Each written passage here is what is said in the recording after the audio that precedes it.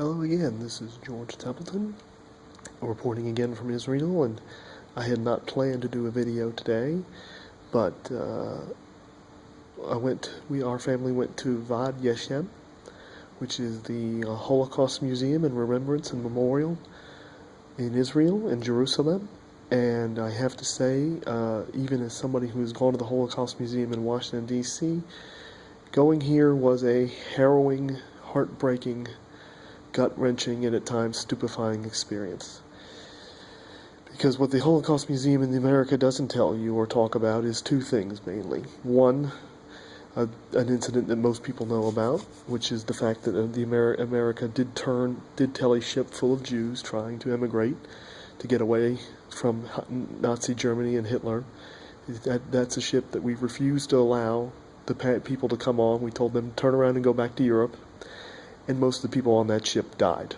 Ended up going to the fiery furnaces in Treblinka or Auschwitz and dying. And that is something that has been talked about in history before, but I don't think it was talked about at the Holocaust Museum in D.C. I certainly knew about it, and it is, unfortunately, one of the many regrettable things about Franklin Delano Roosevelt's presidency.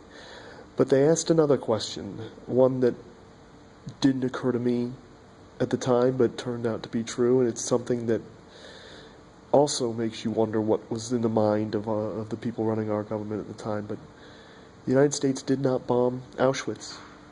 They could have bombed that place and destroyed it, and they didn't do it. And the question they asked is why, and I came away wondering the same thing.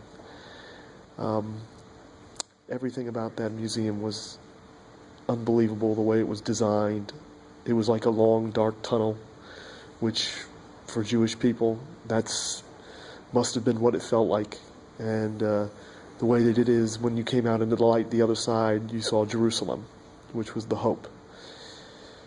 But the scale of evil of a thing like the Holocaust and of what went on, it was staggering. It's hard to wrap your mind around it, as many of you who will watch this video know. And the thing that may be the most harrowing about it is not the fact that this was done. I mean, the person, the head of it, Hitler, of course, was a complete lunatic.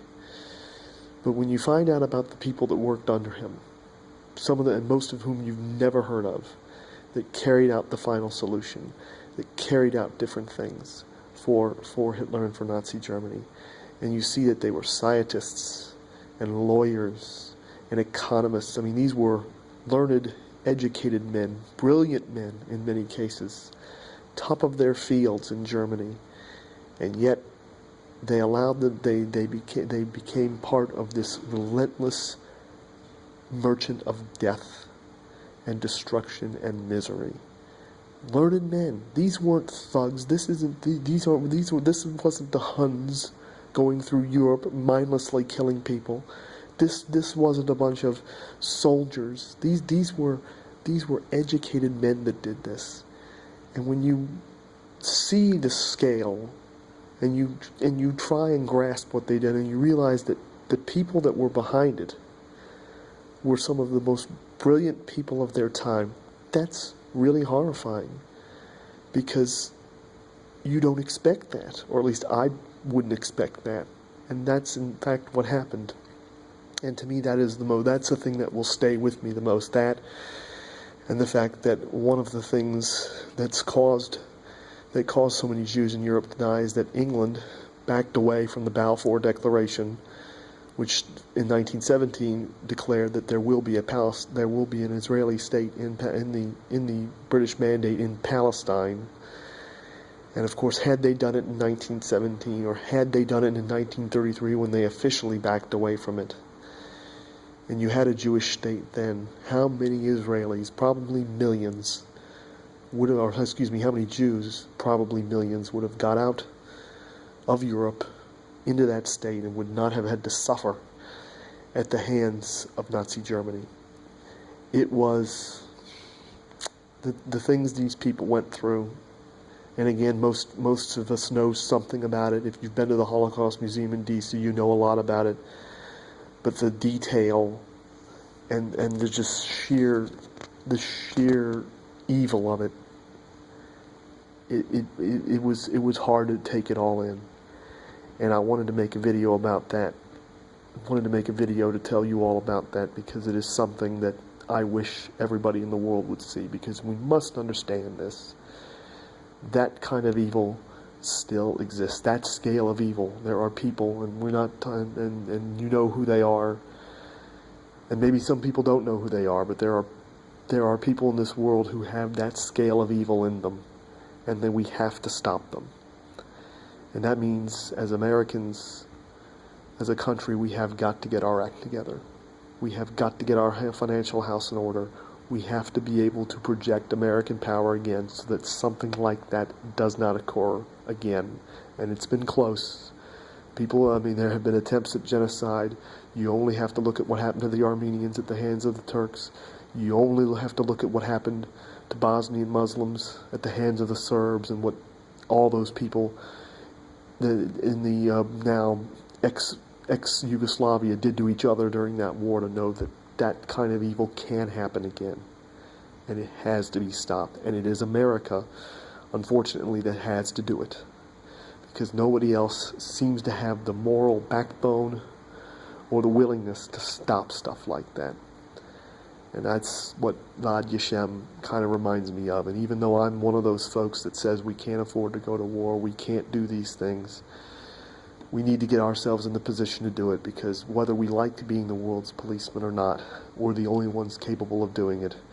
And as we've often talked about on Foreign Matters and in other places, Syria proves that in spades.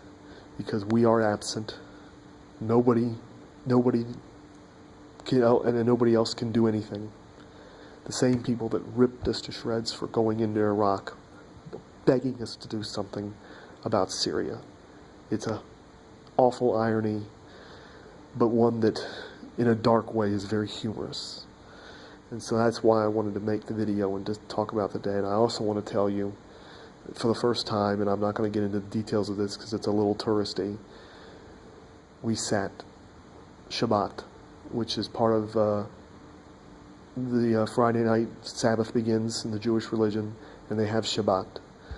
And it was really an unbelievable experience. Also, we went to the Wailing Wall when Shabbat came in, when the sun went down, and to see all these young people at the wall praying, and in many cases singing and dancing with one another, singing the traditional songs. It was a truly uplifting and awe-inspiring experience, and one that again makes me very glad that I came to Jerusalem.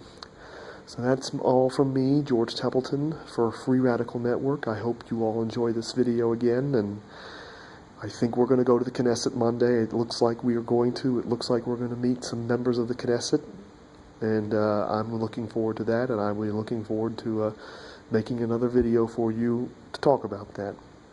You all have a wonderful evening back in the States, and pray that the authorities catch that second Boston bomber and hopefully find out what was behind that terrible attack in Boston. Thank you very much.